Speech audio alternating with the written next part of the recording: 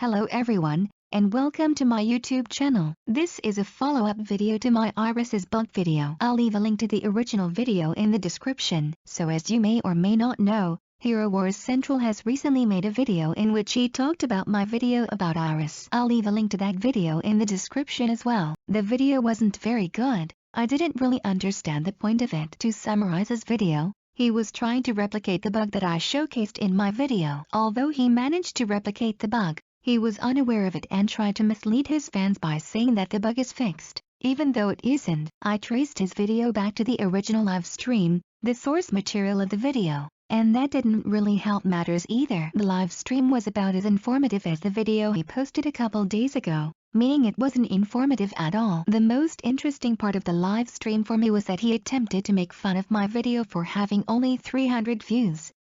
Whatever you say, Central. I wasn't originally going to make a video about this topic again, but people might get the wrong idea from his video about Iris, and I don't want my viewers to be misled by this. I also want to use the opportunity to address several points raised about my first video brought up by the others. Claim number 1. Sebastian and/or Alba's patronage on Iris could be the reason for the increased efficiency of souls created by Iris. Facts. This is actually false. There are two specific reasons why I deployed Sebastian to help Iris. Reason number 1. He has high physical attack and he attacks only the front lines, so he will not pollute the testing by unnecessarily hitting the soul-peeled enemy with AoE or multi-target attacks. Having single-target damage dealers hitting only the front lines is extremely desirable for demonstrating this bug, as it ensures that the vast majority of damage suffered by the target comes from the soul itself. The soul is peeled out forward from the target, making it act as a new front line of the enemy team. For this reason,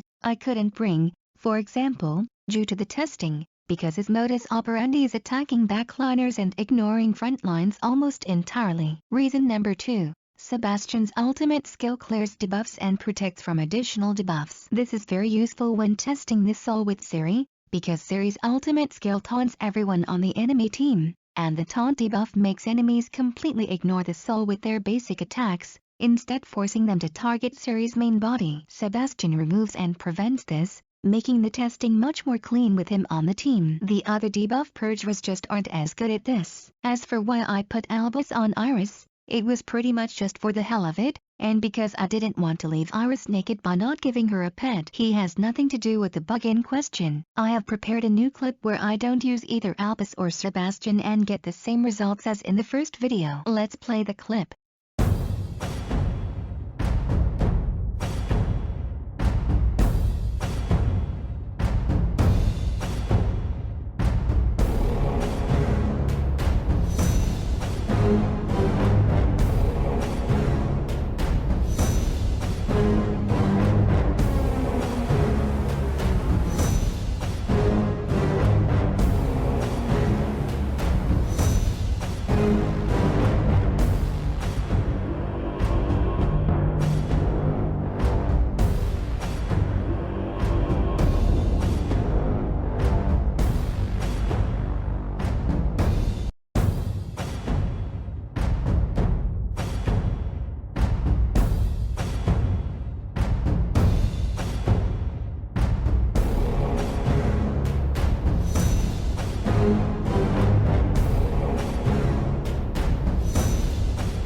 So yeah, Albus and Sebastian do not deviate the results in any way, shape or form. For those of you wondering, I use this Iris for my testing. It's the same Iris as in the first video. Even in the new clip, it's apparent that instead of the soul having only 186,310 health, it has much more, around 750,000 health. Claim number 2. Iris has an ability that allows her to absorb health from their enemies. This could be the reason for the increased efficiency of her souls. Facts. This is just not true. The ultimate skill itself depends on Iris's maximum health stat. Iris's 4th skill doesn't increase her maximum health stat, so this logic doesn't work by default. Her 4th skill deals pure damage to every enemy on the enemy team, and after that, Iris hurls a ball of pure damage at the nearest enemy, dealing pure damage equal to the damage dealt in total to every enemy it was used on. This skill is extremely useful against enemies who rely on minions, as it targets the minions as well, so heroes such as Elmir, Morgan and NPCs like Mobile Turret. Claim number 3. The soul didn't take anywhere near 750,000 damage. There is no bug. Facts. Well, first of all, I never claimed the soul took 750,000 damage. My claim was that the soul had about 750,000 health, based on the health squares in its health bar and the damage it could take without vanishing. Very different claim. You don't need the soul to take the full damage to be able to gauge the general range of its health stat as long as you understand how this game works. Before I get accused of being too vague about my answers again, I'll go more in depth on this. When you first start the game, your heroes have very little health, typically around 1000 or 1500 or so. If you manage to get super lucky and summon Cleaver this early on, he will have 2260 health stat. When heroes take damage at this low health value, their health bars will appear in pure color, green if they're your allies or red if they're your enemies. Starting from about 4000 health stat or so, weird lines and squares start appearing in the hero's health bars. Your gut instinct might tell you that this is a weird graphical glitch that has never been addressed, or you might even worry that your graphics card is going bad. I initially had that reaction personally, but this is definitely not the case. These seemingly meaningless lines and squares are actually graphical dividers of the health bar. Each such line and square represents an easily comprehensible amount of health from the health bar. Without these lines and squares, gauging opponents' health stats would be more difficult. The amount each line and square represents depends on the visual appearance of the health bar itself. Let me show you a couple of examples. Here you can see various health bars. The smallest health bar included here is Cleaver's health bar at level 1, which has only pure color. Starting from about 4000 health, the divider lines start appearing and become more numerous the higher we go. Starting from about 200,000 health, these lines are replaced by squares that also grow in numbers the higher you go. Finally, starting from about 2 million health, these squares are replaced by different squares representing a much larger number. The last health bar is something you'll see mostly with titans or bosses, as no hero can reach 2 million health stat. It's possible to see even different patterns beyond the 2 million health stat, but since Lilith has gotten her rework, nobody can be seen with this massive of a health stat as of right now. Now let's make an example of how the dividers work. Let's take this health bar representing 228,110 health and break it down. You can see that there are 2 big squares and 1 small square. Each big square represents 100,000 health, and there are 2 of them, so combined they represent 200,000 health. The last small square represents the remaining 28,110 health. All of this combined adds up to the final value of 228,110 health. These are all universally applicable for both heroes and NPCs alike. Viewers of Max might be already familiar with this concept, because Max in his videos often talks about how much health his enemies have by simply looking at their health bars. Shout out to Max. By the way, now that I've explained the basics, let's get back to the main topic at hand. Let's take a closer look at the health bar of Ceres' soul again. It has 7 big squares and 1 half square. The 7 big squares represent a value of 700,000 health combined. Since 1 big square represents 100,000 health, the last half square represents a value of about 50,000 health, bringing us to the final value of about 750,000 health. The other way to figure out this health stat is by looking at the damage Ceres' soul takes and extrapolating it to the rest of her health bar. In this picture, Ceres' soul takes 254,747 damage in total. 111,344 damage comes from Ishmael's critical hit. 116,391 is Sebastian's striking solo bonus pure damage, and 27,012 is Cornelius's basic attack. Even without using a calculator, you can tell at first glance that the damage amounts to about 250,000 damage. This took out a third of the Ceres' soul's health bar, and tripling the damage would just about kill it whole.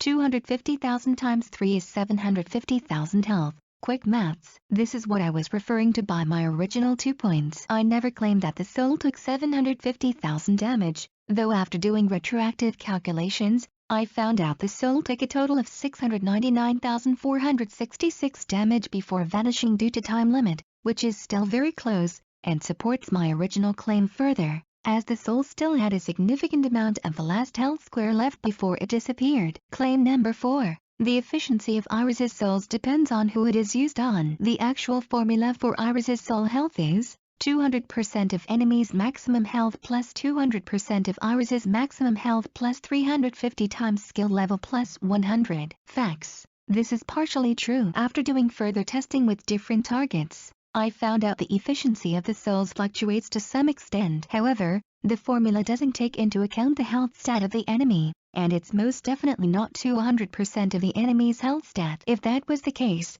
then my Zuri's soul would have around 2.4 million health, which is verifiably false. Here are different souls that I've tested. If you need more time to look at them, pause the video. So now you might be wondering, what causes this weird disparity exactly? Initially, I entertained the idea of the souls truly being based on the enemy's health stat, and even took into account that the skill level might multiply with it as well. But after trying multiple such formulas, I couldn't get even close to figuring out even a reasonable formula. Some values would always be off by a very significant amount. A red flag was that all of her patronage on enemies wasn't affecting the soul health either. After getting nowhere by working with health formulas, I was going to dismiss the bug as incalculable and too sporadic, but then it dawned on me. What is responsible for the health stat of the enemies? What else could affect it beyond the base health stat? If your answer is the strength stat, then you're absolutely right. Strength boosts the health stat of each enemy by 40 per point. Upon remembering this fact,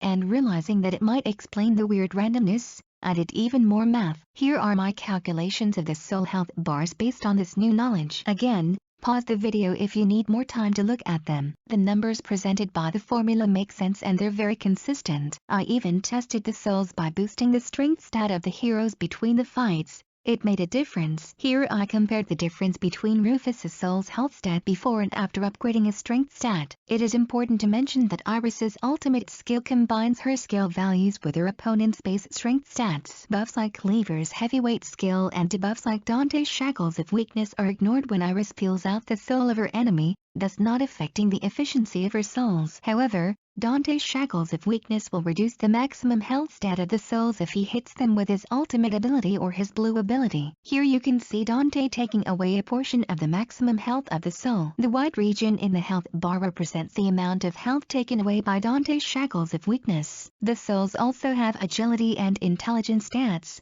which explains the strange phenomenon of the souls being unable to take full damage from enemies lacking penetration stats. This is also why the souls fail to be effective in chapters 14 to 15 in campaign against sentry golems and drilling installations with physical heroes, as the majority of their armor stat comes from their agility stat, and as such you're still required to invest heavily into armor penetration to fully benefit from it. Now that we've finally identified the cause of this phenomenon, it is time to ask this question: is this a bug or not? On one side, it's completely normal for such entities to still have primary stats. Minions typically adopt the stats of their creator in its full value, unless specifically defined otherwise. For example, Elmir's clones have a strict limitation on their health and attack damage by Elmir's green and blue skills, but the rest of the stats are a direct copy of Elmir. Iris's soul is technically a minion of the soul-peeled enemy, even though it's not a very useful minion. Minions are counted as an extension of the creator.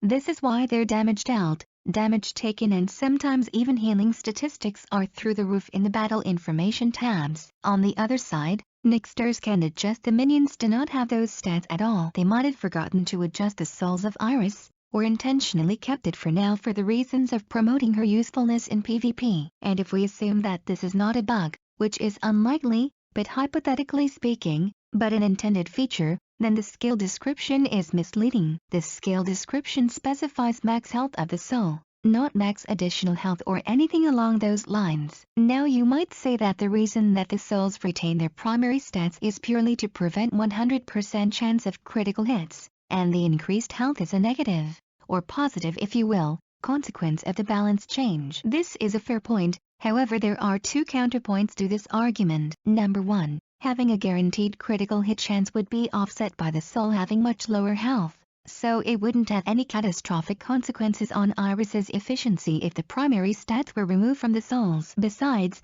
ever since Sebastian was added to the game, it is possible to have over 80% critical hit chance under certain circumstances, so having a target of very limited health completely weak to critical hits wouldn't be such a big issue in the long run. Number 2. If the devs want to keep critical chance against souls equal to the critical chance against their main bodies, it is not necessary to use their primary stats for it. For those of you who don't know, This game has auxiliary stats known simply as antidodge and anti-crit. These stats are normally not visible and are instead derived from the main stat of the hero or the NPC in question. It is however possible to have anti-crit and anti-dodge as standalone stats and without primary stats being present at all. This is a solution used for the outland bosses, who have no primary or main stats and instead have anti-crit and anti-dodge stats that work as their RNG mediators. The only small exception to outland bosses is Elissa, because she has an intelligence stat now. Intelligence stat was added to Elissa during the Outland rework in 2018 to make Cornelius more useful against her. Before the Outland rework,